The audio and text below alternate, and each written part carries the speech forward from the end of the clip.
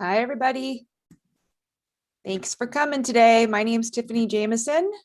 If my panelists can come off of not showing themselves. I wanted to introduce you to everybody who's going to be participating. So let me get myself a little organized here. Hopefully everybody found the new link. Apparently when you switch to a webinar from a Zoom call, it just does not go that easy. So we're glad you were able to find the new link and get on. So I'm going to go ahead and start. First of all, at Grit and Flow, we like to keep it simple. We believe that a new work landscape of inclusion begins by simply asking, how do you work best? So as neurodiversity and disability experts and organizational psychologists, we use research and practical boots on the ground knowledge to guide companies on their inclusive journey. So I'd like to start by welcoming all of you. I'm so glad there's so many curious individuals that want to be here on today's webinar to learn more about employing disabled people and what we're afraid of. But before we dive in, there are a few housekeeping items. First, a note about language. We recognize, oops, sorry about that. I'm going a little crazy on my slides here. Okay. We recognize that language is a sensitive topic that evolves every day. We choose to use language that self-advocates use to convey pride. When disability is separated from their identity, others do not see them as a whole person. Understanding that some will appreciate it and others may not. So we follow the voices of the communities for direction on language use. We fully understand that individuals have different preferences on how they identify. And our goal is to always be as inclusive as possible. So in daily practice, we ask each individual about their preferences, person first or identity first language. So in today's presentation, you'll find the use with both person first and identity first language kind of intertwined without it. Second, it's important that you feel this is a safe place to learn and ask questions. That's why we're here. So we understand that sensitivity of the topic we're about to discuss, and it may challenge how comfortable you are asking questions.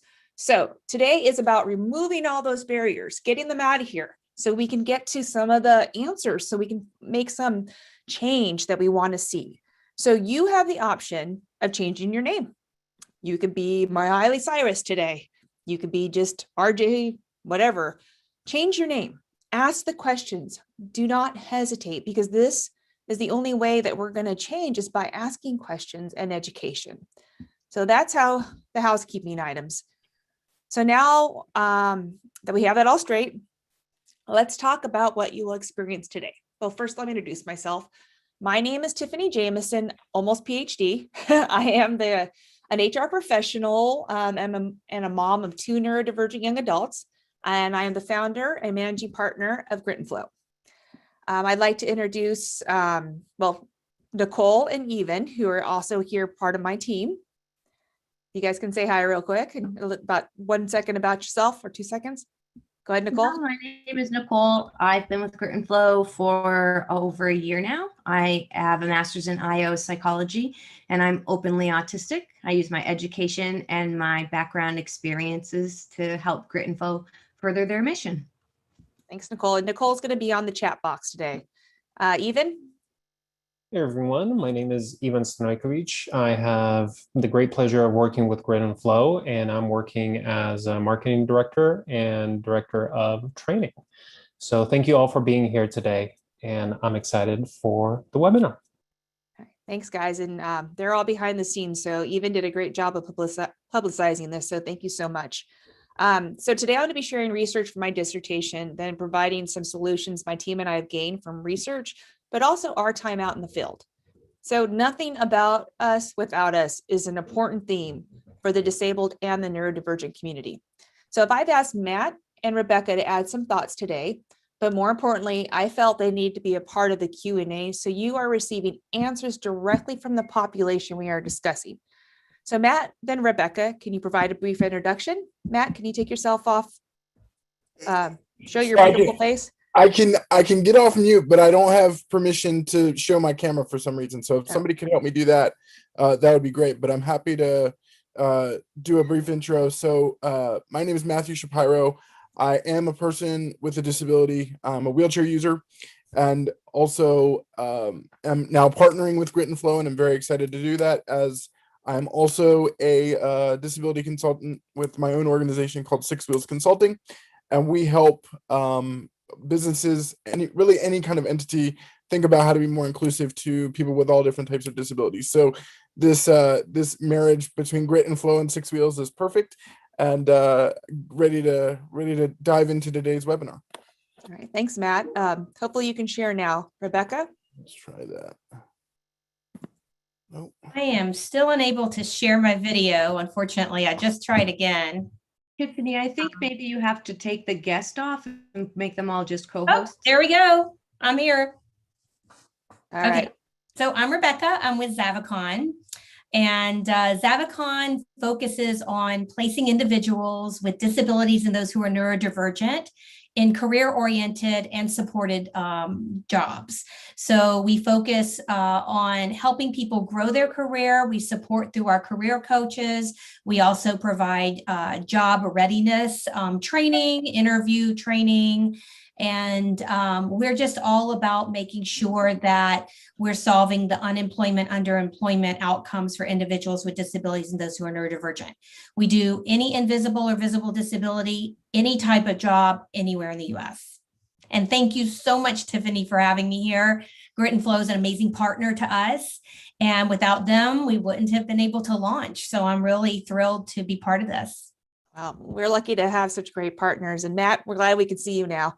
Yes, I'm glad I can be seen. Thank you very much. It's good to be seen, and that's a whole other story, right? All right, so we have a lot I'd like to cover today. So I thought it'd be helpful first, of course, I tell you a little bit about Grit and Flow and tell you what we do. So I think it's important to know why we exist. So we believe that everything an organization does needs to have a purpose. So as a purpose-driven organization, we take our why and we make it the heart of every decision we make. So this includes how we consult, train, and guide our customers. So everything we do, we believe in harnessing the power of the individual and the beauty of embracing their unique way of being. We love people. We love their different perspectives, life experiences, personalities. We think this uniqueness is beautiful, and we support the unleashing of these attributes to build a happy, independent, and thriving life in and outside of employment. But how do we do this? Well, let me tell you. So the how is the way we operate on a daily basis. We have authentic conversations. We conduct industry research, but most importantly, we include the voices of the population we serve in everything we do. We are active members of our community, sharing and gaining knowledge from those that surround us and have the lived experiences we need to be better at our why. Without this, we would not be able to put our research into practice. What good is research without application? So our team is made up of dedicated, disciplined people that believe fully in our why. We're thought leaders, authentic voices, and individuals with the highest integrity. We are dynamic and we move as needed in the direction achieving our goal. We don't get stuck. Our team comes together to achieve our why, what leads us to what we do. So what do we do? First, we partner with our customers. We are guides on creating inclusive practices to embrace, support, and retrain individuals. Each organization, this will be unique. There is no predefined path. There is no playbook. An organization is its people. And we know humankind does not come with an instruction manual. We are all unique. As an organization, we are experts in neurodiversity and disabled employees. Most importantly, we focus on what can't not be seen, which is concealable disabilities. But what we do to support these populations, they really benefit the entire organization. So our practices embrace all. So that's a little bit about Grit and Flow. But today, we're going to go over some case studies. We're going to talk about what is disability, laws, accommodations, employability, and then I'm going to provide some solutions that we've learned and talk a little about beliefs. I do want to leave a good portion of time for Q&A. That's my goal. So hopefully I can do that. Like I said, I've been researching this for 3.5 years. So my mind is like, got a lot of stuff going on here. So we'll just hope that I can stay on track. So my team is welcome to tell me that I'm not on track. They're over here on my screen. So they'll be like, Tiffany, stay on track. Okay, you guys ready? All right, let's do this. Let's talk about why we're not hiring people. So let's first talk about a case study. Now, I was reading this case study and it said, okay, we're going to go ahead and apply for this job. And this job, we're going to go to some agencies. So it's a county job. I think this one was a county job. And we're going to say, what exactly is needed to be the best candidate for this position? So they had people help them write these, resumes and cover letters that were just like magnifique for the job, right? Right on. But they did some tweaks. They made 3 versions. In one, someone disclosed they have a spinal cord injury. In the second, someone disclosed they have Asperger's. And in the third, someone didn't disclose anything. So you're thinking, I have 3 people with the exact same resumes, the exact same skills and abilities. And guess what happens? Who wants to guess what happens? The person who didn't disclose is the one who got the job over and over and over again in the study against all kinds of professionals in all these different industries. So why does disclosing not getting people a job? I mean, this is very disheartening. So that's one study I wanted to share. Another one is, well, this is about managers. And what they wanted to do is find out, what are managers' experiences with people with mental health illness or mental health, whatever you want to call it, problems. There's different names, technical names. Once again, these aren't all my words. They're from the studies. They said, okay, so these people or these managers are going to find out if they actually have had a bad experience with people with mental health. And pretty much they found out that all this big target population they were studying didn't have any bad experiences. But when it came to the time to hire someone who disclosed a mental health illness, regardless of not having bad experiences, they chose not to and went for the person who didn't disclose. So what's this telling us? We're not hiring qualified candidates, even though, because they disclose. That's what this is telling us. It's telling us that we don't want these things we can't see. So in the first, description, the spinal cord injury could be visible or non-visible. Asperger's syndrome, which is a form of autism, is not visible when you look at it. Mental health is not visible. So these are some things I want you to keep in mind as we move forward. So what is disability? Okay.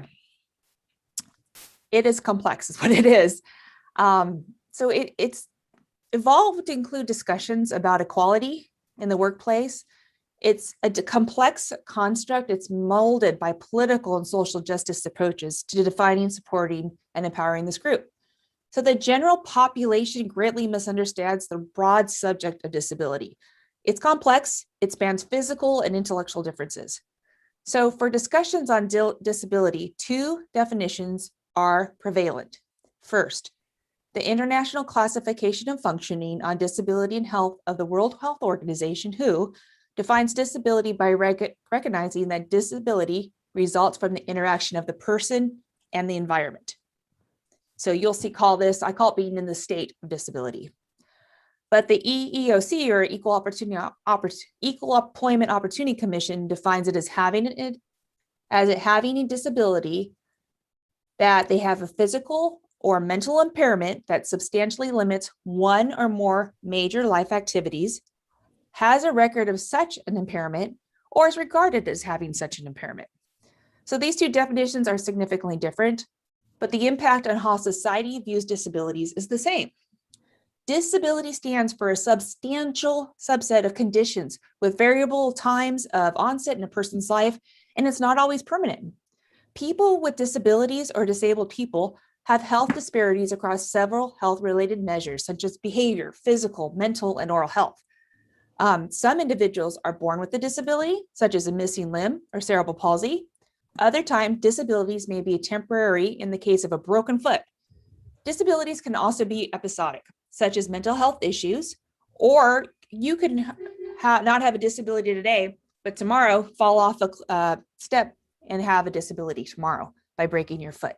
So it can happen at any time to anyone. You can become disabled. So disability onset, like we said, could be at birth or any time in an individual's life, but exploring the prevalence worldwide, almost 15% of humanity, 15%, lives with a disability at some time, with 96% of disabilities being non-visible. That's a huge amount of people that are in this population we're talking about today. So according to the United States Bureau of Labor Statistics, in February 2021, they reported that 17.9% of persons with disabilities were employed. 17.9% of people with disabilities are employed in the United States. So for persons without a disability, employment is at 61.8%. 17.9, 61.8. So we know with the COVID pandemic, things are got a little wishy-washy on those statistics, but overall, they still suck very badly for people who are disabled or people with disabilities. Let me give you some more examples of unemployment. So the underemployment and unemployment rate for autistics as a group is estimated to be about 83%. It's really high compared to other we call neurodivergent groups, such as ADHD, which is about 30% unemployment, dyslexia, which is about 50%, and dysgraphia, which is higher than 65% unemployment for that group of people. So these are big issues. So as I was researching this area, I really broke things down, and I'm a very visual learner, into 4 distinct categories, or for a better term, ways to look at disability and how it impacts work, disclosure, and accommodation. So I think in the forms of ability, but by factors I found that create significant barriers to understanding how to approach disabilities and work. I see it like this. 1, there are those you can see. There is no question, no gray area. We refer to these as visible disabilities. 2nd, those are those you can't see. It's difficult to address because you can't see exactly where the disability impacts the individual during the interview or work tasks. You can't assume. That leaves you open to potential discrimination, and you can't ask. I mean, that's HRO 101. Excuse me, are you disabled? We know we can't say that. But sometimes also you just may think, this person seems a little off and not really sure what to do about it. So that's what I call the concealable or non-visible disabilities. The 3rd way I group disabilities is into episodic conditions. So a disability may come and go. It's not static. You can't plan for them. And then as an employer, you don't know if your employee is in a state of disability or not. So it's hard as an employer to figure out how to manage those. Lastly, the category I like to discuss is called environment-induced disabilities. So this is any combination of people, place, process that can place an individual into a state of disability. So let's dive deeper into these 4 groupings. But before we move over to Matt to talk about visible disabilities, I want to share a piece of research. The type of disability impacts perceptions of employers and human resource personnel. Research of hiring intentions has found a preference for hiring physically disabled candidates over invisible candidates. We are more comfortable with disabilities we can see. Matt, you're up. Sure. So thanks, Tiffany. And so, as you said, I get the wonderful privilege of talking about visible disabilities. A visible disability, as I describe it, is one that is immediately apparent when you see the individual. So as I stated in my introduction, I am a wheelchair user. I've been a wheelchair user my entire life. And so instantly when I roll into a room, because of my power chair, you know that I have a disability. What you also may not know is that I may also have some learning challenges and some other accommodations that I need in addition to the physical kind of barriers and thinking about how can I navigate a space as a wheelchair user, how can I make my workplace or my workstation accessible, things like that. Some big examples. Matt, you're cutting off on me a little bit. Is he also cutting off on you guys? All right, Matt, we're going to let you reset your connection and come back and talk. So Nicole, if you can just jump on when you know Matt's back in, and we're going to move on. Matt's going to come back and talk about visible disabilities so we can hear more about his perspective. In the meantime, I'd like to talk about concealable. So volunteering a diagnosis is a challenging decision for many individuals, especially those with concealable disabilities. So in 2017, Talent Innovations Research reported that 3.2% of the workforce in the United States self-identify as having a disability to their employers. Yet 30% of employees have a disability. 30% have disabilities, 3.2% are actively telling their employers they do. Why are so many people not comfortable talking about that? And that's one thing we're really going to talk about today. When you don't ask for it, you're not getting help. So, as of these 30% disabilities people have, only 13% are usually visible. 26% are sometimes visible, and 62% are not visible. So it's vital that we provide ways that people can ask for the support they need to be good employees. So the ADA, Americans with Disability Act, and the Americans with Disability Act, Amendment Act, I don't know why they made such a long name, they kind of create this catch-22 when disabilities are not obvious. So there's a big connection between the disability groups I've communicated and how this impacts the need to disclose actively, which we'll touch on in a little bit. So I'd like to expand on concealable disabilities and discuss autism. Since this is the main topic of my dissertation, I have a lot to share, so I'm going to try to be really selective. Matt is back, just to let you know. Okay. He just camera privileges turned. All right, Matt, I'm going to pull back to you as soon as I finish this slide. No worries. Say characteristics of autism are difficulties in social interaction, social communication, and repetitive patterns behavior. The outward symptoms of autism are not always apparent and fluctuating in degrees of intensity. So the label spectrum is very appropriate. The formal diagnosis is autism spectrum disorder, but we refer to it more as autism or being autistic in our group because we don't see it as a disorder, but also a lot of people don't have a formal diagnosis, but that's a whole other thing we'll get into. But there's a lot of different things that can be severe or not severe in autism itself. So diagnostically, it comes in as a psychological diagnostic criteria, and they say that it needs to present these symptoms during childhood. Well, we are seeing over and over a increased number of adults diagnosed under the ASD umbrella.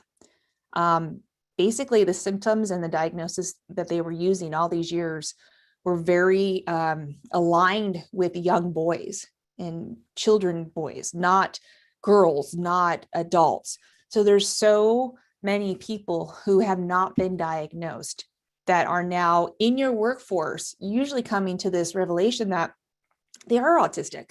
And what does that mean to them? It means they've been trying to fit into a world they don't really fit into because the world's really kind of static and not ready for individuals who think differently and act a little bit differently.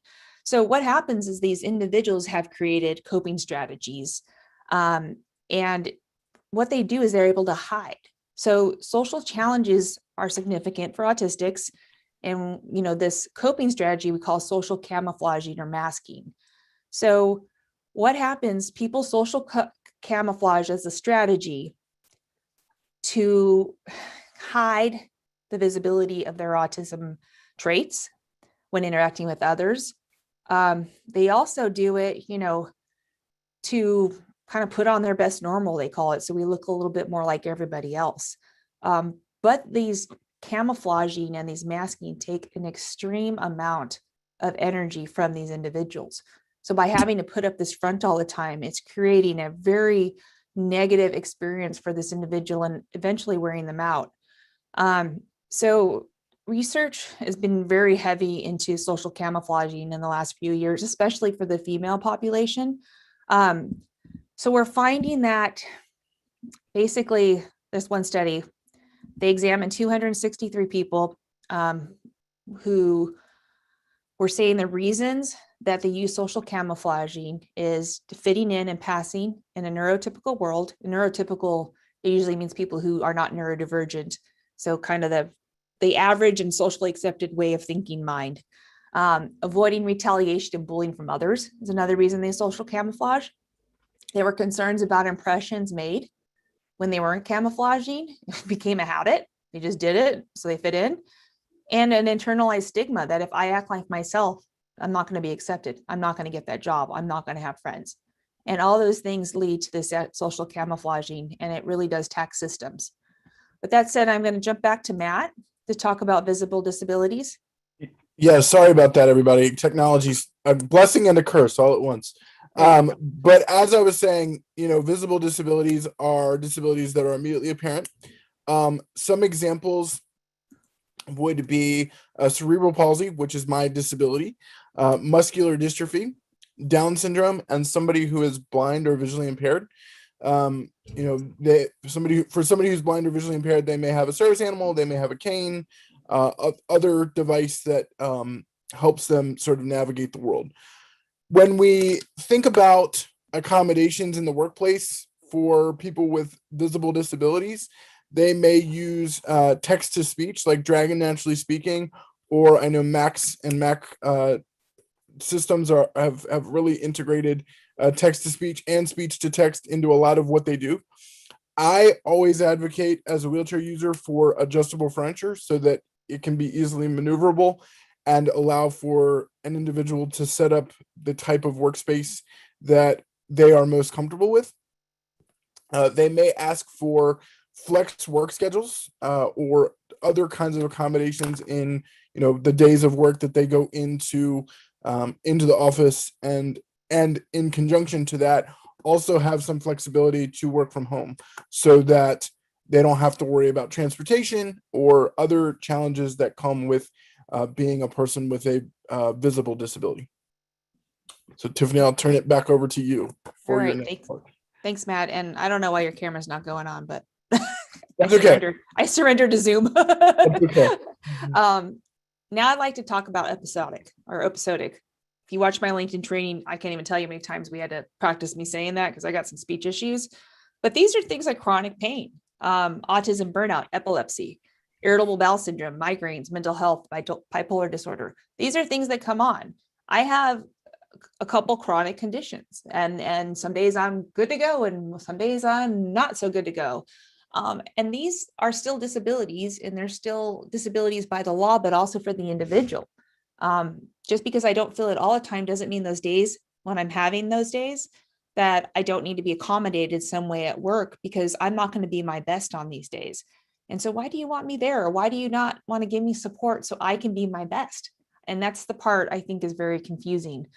So, remember, it's an important term when the way the law is written right now is something becomes a disability when you can't care for yourself, when you can't perform manual tasks. Seeing, hearing, eating, sleeping, walking, standing, lifting, bending, speaking, breathing, learning, reading, concentrating, thinking, communicating, and working are all considered a disability when you cannot perform one of these functions. So you need to support your employees. And if you're somebody who experiences some of these conditions, you need to advocate for yourself to get some support, because people don't understand that even though you don't have a broken leg or some big dramatic disability, that requires your whole life to be turned upside down, you might have something that may only cause a discomfort or some pain a couple days a month, but that does not mean you're any less have the right to be supported in the workplace. Yes. So the next thing is environmental. And this is really what I feel is the most important thing. So Matt talked on, the lack of accessible technology creates a disability. If you're giving me an employee manual and I have dyslexia, I can't read it, but you don't give me any tools that I can go ahead and read it, or it can read for me by giving it to me in a Word format where readers will read it. What good is that manual to me? You're excluding me from being able to know when my break time is, what the rules are, everything else. And if I'm not comfortable and safe with you, I'm not going to say, I can't read this. You need to give it to me another way, because we're so worried about people going, it's just dumb. I'm not dumb. I have dyslexia. My brain works differently. Doesn't mean I'm not going to comprehend the materials. But unfortunately, this environment, when you don't have those tools, puts that person in a state of being a disability. They're not able to do those tasks. Same with the sensory environment. I know there's a lot of talk about sensory, the lights, everything else, but I don't think people truly understand that the environment you're in, the temperature or the lights, how badly they can make somebody sick. I mean, I've had people who, if they're in a loud environment, they literally almost have panic attacks and they can't function. They can't do their job. They can't concentrate because of some noise in the environment, and not being able to have earphones that allow them to push out all that sound at their desk is putting them in a state of disability. Or having lights flashing over the head is giving them some migraine headaches. That is not okay. You're putting that person in a state of disability by not having an environment that conforms to the way that they're going to work best. Because when it comes down to it, you just need to say, how do you work best? And this even goes more than just that stuff around you. Your leadership styles, your team working styles, your interview format, performance reviews. Are your job descriptions talking about the essential functions? Are you putting me in a state of disability by giving me a job description that has nothing to do with the job? Therefore, I can't do that job because of some kind of thing going on with me. But if you break down that job and say, this is what you need to do, these are the essential functions, and I can say, I can do these essential functions, but I just need a little help. I need to sit down every 5 minutes, or I need to work remotely 2 mornings a week because I get overloaded, or I need to be able to work these hours because my diabetes eating schedule takes some time to be adjusted. It might take me about a month or two to be able to get in the office 5 days a week until I adjust my diabetes schedule with my eating, things like that. All these come into play. They're all the environment you work in. And these are all putting people in states of disability. So we talk a lot at Grit and Flow about how do you work best? How can we create these environments based on your leadership and your teamwork and everything else where everybody feels included? But that's a whole other topic I'm getting off on. So now let's talk about, do hiring managers even want you to disclose? To disclose is to inform an employer of a diagnosis proactively. And that's a formal diagnosis or an individual diagnosis. They're all kind of open now. But here, fear by human resource personnel of doing something that would be considered discriminatory during the hiring process feeds the recommendation not to disclose.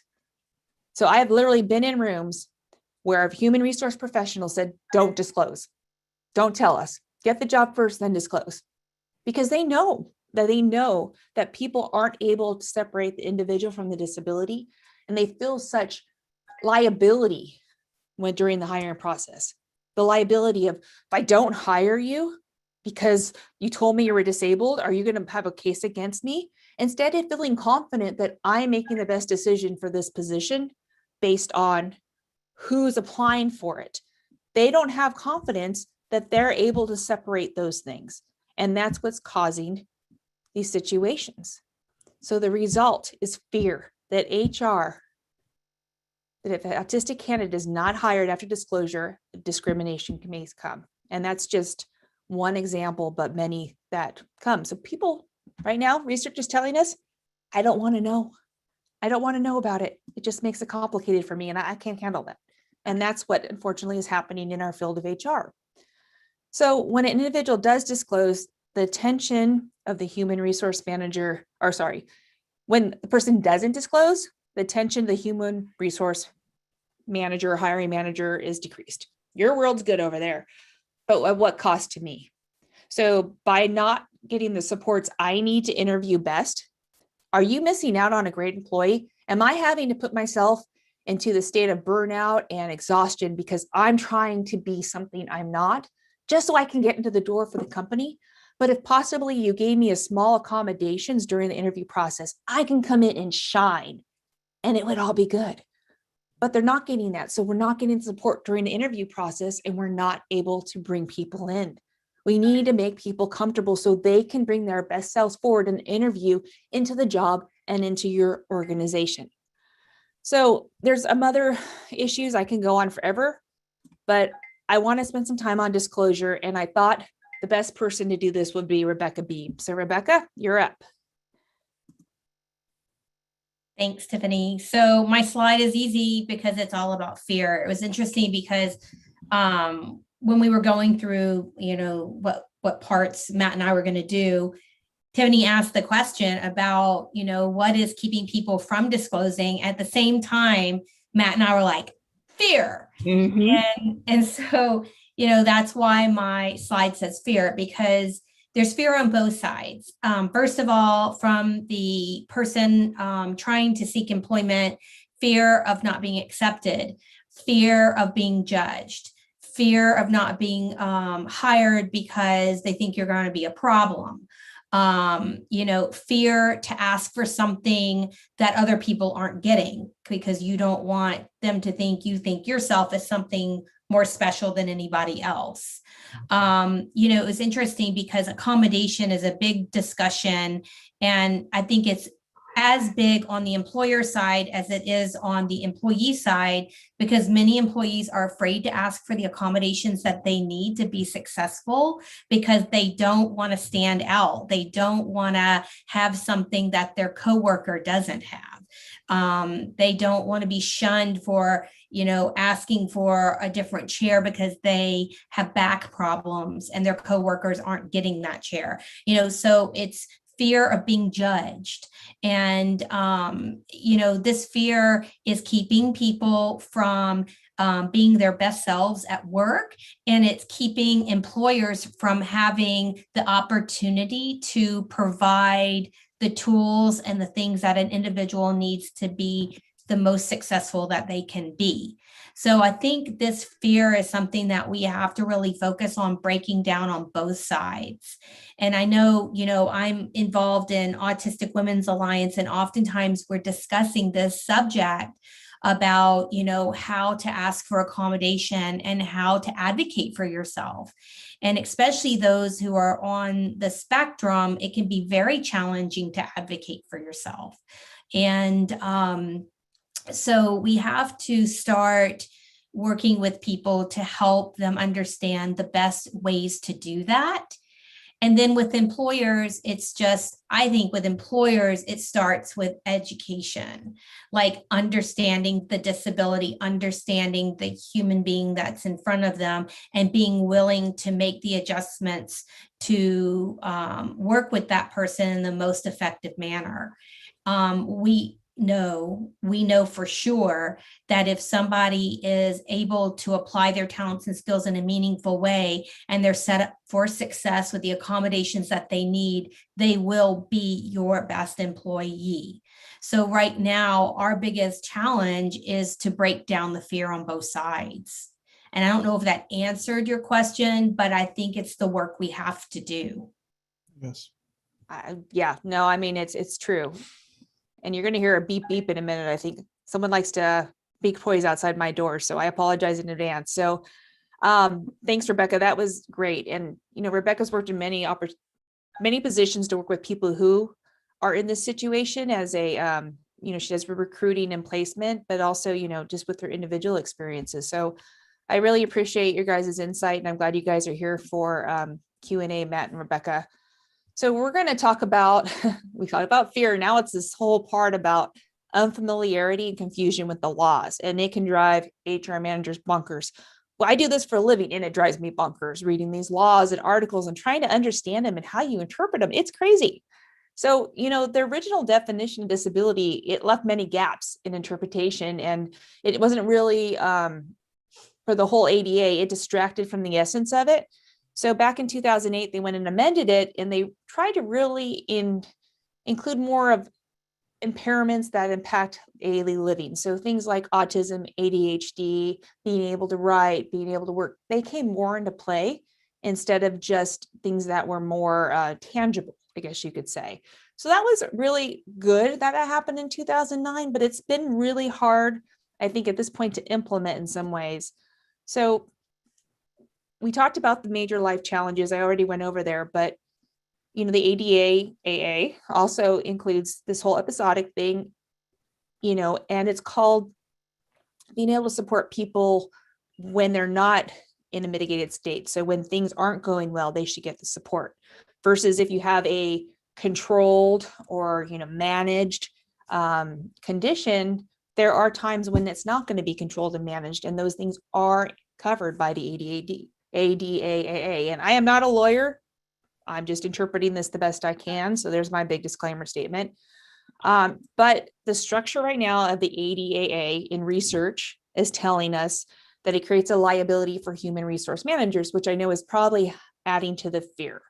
So the law requires employers to begin this, what they call the interactive process of providing reasonable accommodations when the employer knows or has a reason to see the candidate or employee has a disability. So this is you as a HR person having to assume that they may have a disability, but they don't have to disclose explicitly. But if you think they might, you have to start doing something about it. But if you assume they do and they don't, they can say you're discriminating. There's this whole article on it. It's just mind-boggling about the way it's written. So I know there's a lot of work we need to do if you want to lobby, legislate, interpret. And that's why you'll see the approach we talk about, because there's so many of these issues, such as the way that laws are written, that it creates a lot of hardship for us. So we have some solutions to that we'd like to propose later. So the legislation addresses the challenges, but if your company is under 15 people, those laws don't apply to you. You're not required to make reasonable accommodations. So it's also the size of your organization. Should you follow that essence, even if you are a smaller organization? Well, yeah, heck yeah, but you're not required. So the U.S. Equal Employment Opportunity Commission, or EEOC, they're responsible for enforcing their federal laws, so the ADA and the ADAAA. And this is any job applicant because of race, color, religion, sex, pregnancy, transgender, sexual orientation, disability, ageism, anything like that. So that's who you call the EEOC. So if you're somebody who feels that you're not being treated right, you call EEOC. And if you're in HR, you usually are fearful of getting a call from the EEOC saying you didn't do something right. So they police the efforts. And I think, and I know if you go on the EEOC website, they really are trying to do a lot to educate employers, but no one wants, the police to come, knocking at your door. So there's also the size, but it's also the relationship with the federal government. So if you are a federal contractor or a subcontractor, you are required to follow the Rehabilitation Act of 1973, which we just refer to as the Rehab Act. And it prohibits discrimination based on disability status. So the rehab, or they call it Section 503, was put into place in 2014, but it requires that contractors for the federal government with contracts over $10,000, or with combined contracts of $50,000 or more, 50 more employees, there's all these different concoctions of falling into you. But it requires that you have 7% of people with disabilities representation in your workforce. 7%. So that means that there's a whole organization now, which we call the Office of the Federal Contract Compliance Programs, OFCCP, they're responsible for enforcing this. So we have the EEOC enforcing it, but now if you're a federal contractor, we have the OFCCP. And they're going to neck check and make sure that you're making a reasonable attempt to have that 7%. So many organizations, they don't have a process right now for people to disclose anonymously or to disclose anyway. So how are you reporting this to these different agencies if you don't know people are disabled? What was it? 30% of your workforce say is disabled, but only 3.2% tell you, but you need 7% of your whole workforce. Wow, these figures don't add up, and I'm not that good at math. So what's going to happen? Well, you need voluntary disclosure.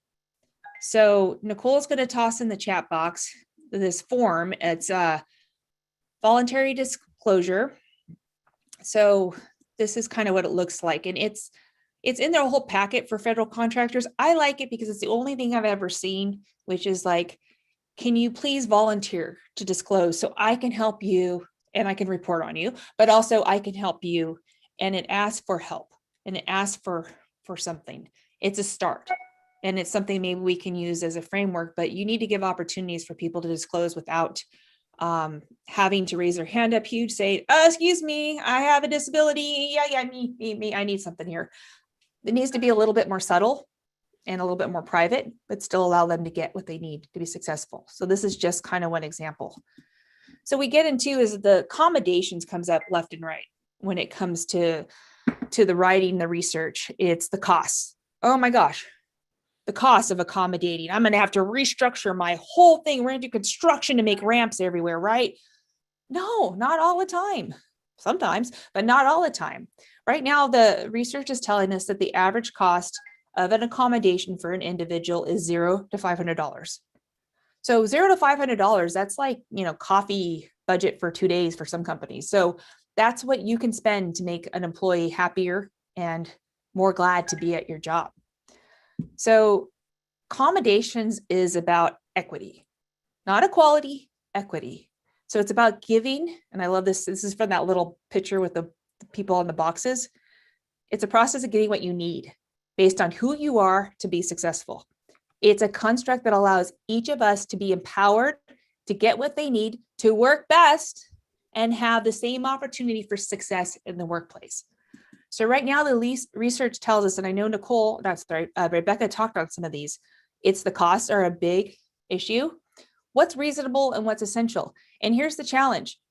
Are your job descriptions honestly saying what are the essential requirements of the job?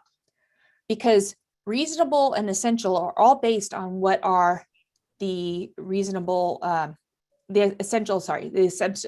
job functions are all the things that need to be supported. So if your company can support somebody do their essential job functions and it doesn't put you into this undue hardship, which means, substantial financial impact on processes, change of everything like that, then you should be able to support them. But a lot of times companies don't really understand what are those essential functions and how can they support them. So that's about it there. So then there's the whole procedural justice, which Rebecca talked to about a lot. There's research studies that comes out and says, managers, I don't want to support Nicole because Evan's going to be like, why does she have that? And I don't have that. And that's a whole procedure justice that we all want, what we can.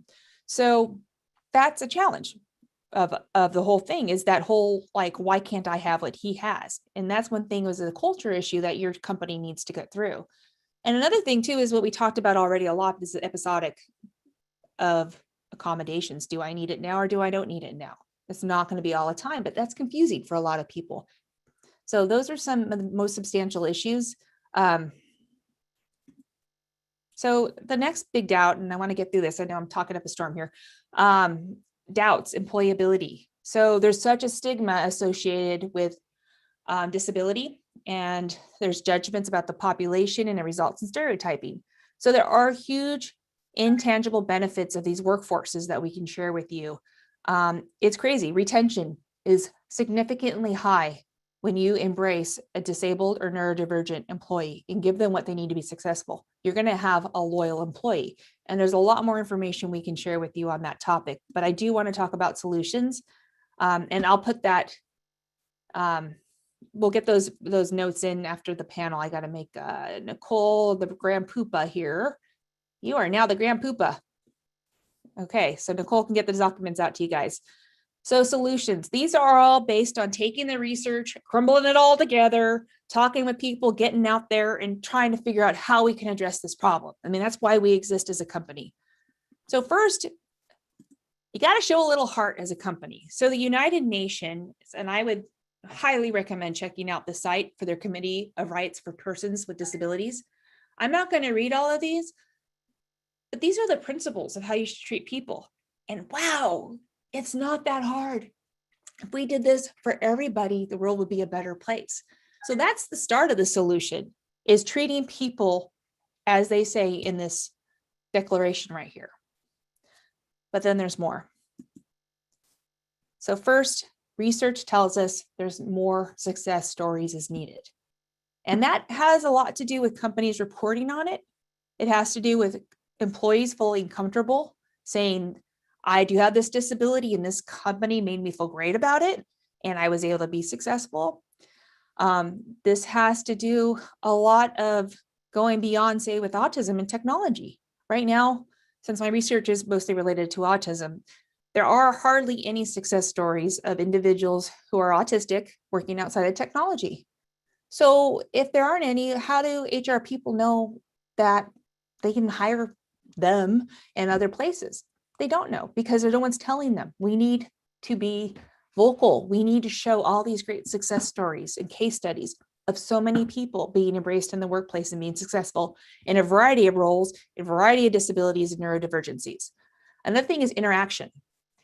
We need to break down those barriers. The more, and research tells us, the more interaction we have with different populations, people who do not mirror us, the more we desensitize ourselves to be comfortable with it. So meet and greet events, have the local high school come in with their, classes and see your business, have your business see the people. I always say, have a group of autistic people come in your company, and your company is going to go like, well, they don't look like they're autistic to me. They seem just like people. I have heard that a number of times, but you start breaking down those barriers and say like, they're just people. And we need to do that because right now it's the unknown. It's what we see on The Good Doctor. It's what we see in Rain Man. We need to make disabilities and neurodivergencies more accessible so people understand it. And that has to be with people being comfortable saying they are disabled or neurodivergent, and it has to become with opportunities to interact. Next, we need to start healthy conversations. So this is employee resource groups, lunch and learns, corporate training. So we do a lot of corporate training, and it's basically like 101. We start with what is for neurodiversity? What are the challenges of a neurodivergent worker? What are the barriers in your current workplace? Why is it not working now? What can you do to enable it? And that starts the conversation. And then you get into how do you manage? How do you work with somebody? How are you an ally? And those are things, that education piece that really starts breaking down those barriers, gets people to step up and say, you know what? I'm autistic. You know what? I'm disabled. You know what? I have a chronic thing, but I really want my company to embrace this better. So I want to start an ERG. And that's how things start happening. The next thing is job descriptions, your employment life cycle. Most of the time, your employment life cycle is very biased. Your language, you're not looking at essential skills.